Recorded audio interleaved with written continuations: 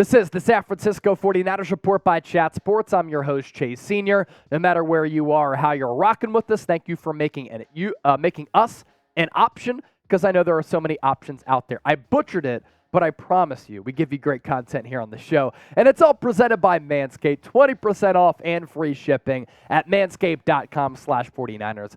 Get your pop something nice with Father's Day coming up, and Manscaped can give your dad the best Father's Day gift.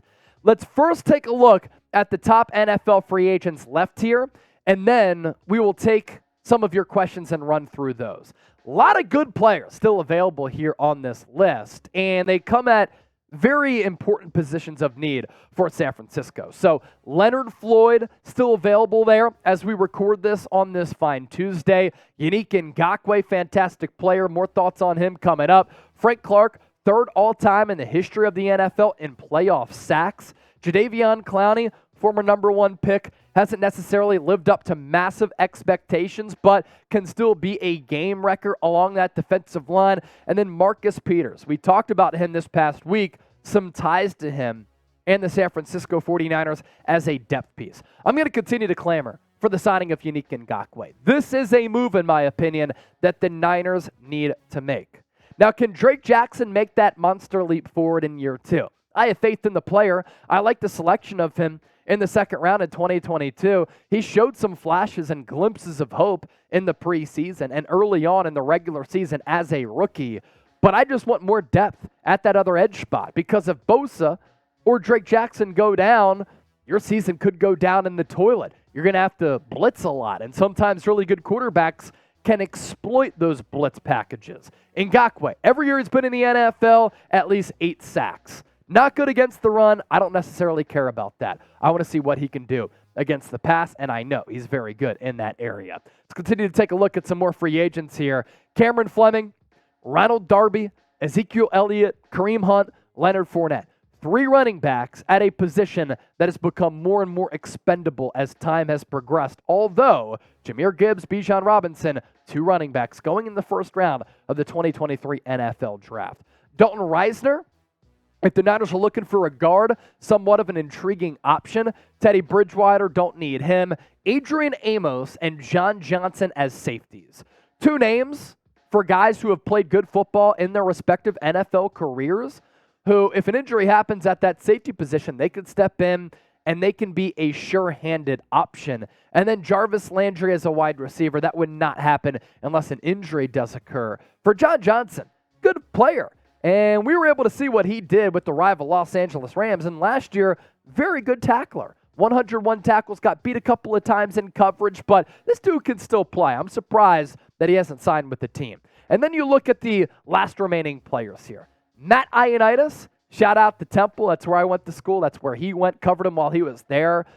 Good depth defensive tackle at this stage of his NFL career. Dwayne Smoot, Chris Wormley, other options there in the trenches. And then Trey Flowers, Kyle Van Noy, the top remaining San Francisco 49ers free agent targets potentially if they need to add to this roster following the height of free agency as well as the NFL draft. Which free agent do you want the Niners to sign? Is there a name out there that you happen to really, really like? Just simply let me know down below in the comments section. Your questions coming up next, but first, we have to tell you about Manscaped. Friends, family, loved ones, have you made a purchase for Father's Day yet? I bet you have not. Not to fear, the leaders in below-the-waist grooming are here, and it's Manscaped. I'm talking about our friends who 8 million men worldwide have trusted. They're saving the day yet again with the total package for the father figure in your life this year. It's time to upgrade his game from waist to face with this exclusive offer.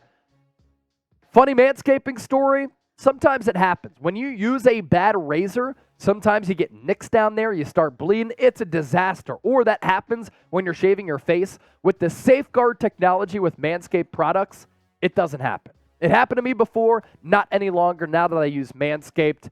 Let's start with the ultimate Father's Day MVP. It's a Performance Package 4.0. Inside this package, he'll find their signature Lawnmower 4.0 trimmer, brand new Weed Whacker, ear and nose hair trimmer, Crop Preserver, ball deodorant, Crop Reviver toner, Performance Boxer briefs, and a travel case to carry all of this as well. 20% off and free shipping. You can go from being a Matt Patricia to a very handsome Mike McDaniel in no time with Manscaped.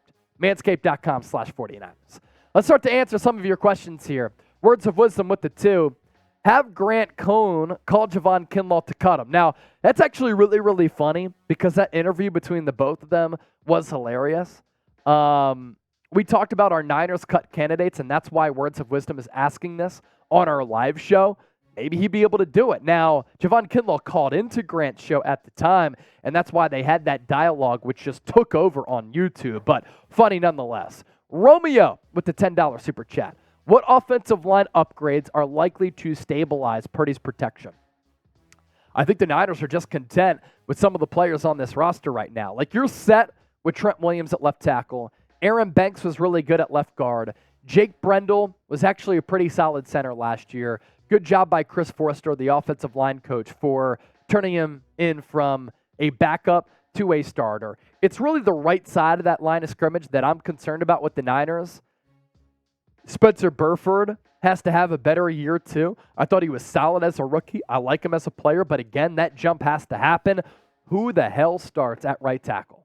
Colton McKivitz, Nick Sakel, Matthew Pryor? Is it going to be a player like Alfredo Gutierrez? Like, I'm fascinated to see who starts at that right tackle.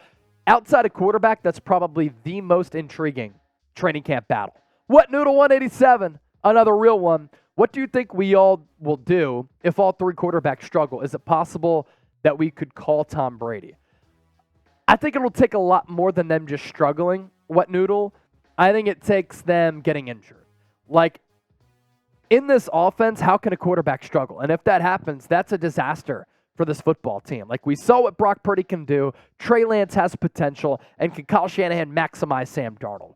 One of those guys has to end up playing well. And if they all shit the bed, then yes, you call Tom Brady. But I think an injury has to happen to make that call to Brady. But for Brady, look, I know you're cool with retiring right now. You're a minority owner now for the Las Vegas Raiders. You have that big Fox contract looming if you want to take that and get another bag. He has the TB12 brand, the Brady brand. Things off the field are doing well. And supposedly he's dating a very fine woman these days. Congratulations to him, moving on from Giselle to another fine-looking female. But, look, if he wants to chase one more Super Bowl with the team that he grew up idolizing, he loved Joe Montana, he had connections to the Niners before he went to the Tampa Bay Buccaneers, I would make the call if it's disaster mode for San Francisco. Analyst 504. What type of analyst can you be with this question? Let's see. Brock is a borderline Dink-And-Dunker. It's hard to label because I'd put him in between the two in terms of throwing. I like that, Analyst 504. And I think you say that, and I'm in agreement with you. I don't think he's a total dink. I don't think he's a total dunker. I think he's somewhere in that middle tier. It's because he doesn't have a cannon, a bazooka, a flamethrower for an arm. It's an average arm at best. But I talked about this previously. Like, you do look at some of the analytics, yards per pass thrown. He did rank second in the NFL behind Tua Tagovailoa, 8.9 to 8.3. A couple of the in-depth analytics that we took a look at. Also, you can go back and watch that video here on the program. Like, we looked at him. Some of them point to him being a Dink-And-Dunker. Others show that he actually pushed the ball downfield a little bit. So is Brock Purdy a Dink-And-Dunk passer? Analyst 504 said he's right in that middle range. Y for yes or N for no. Ernesto, with the new change to the quarterback rule, who do you want the Niners to have as a third quarterback behind Purdy and Lance? Sam Darnold for sure. Has to be Sam Darnold. I mean, that's why you brought him in. So he would be the guy, and he's better than Josh Johnson. Our guy, Evan Hinders, should the 49ers call Kyle Van Noy? I don't know if he's much of a scheme fit.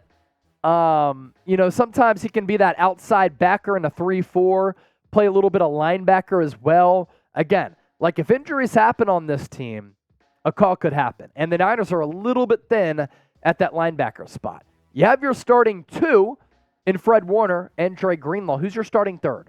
Marcelino McCrary Ball? Interested to see what happens. Before we hop on out of here, this is why you subscribe to the show. Daily year-round coverage of the San Francisco 49ers.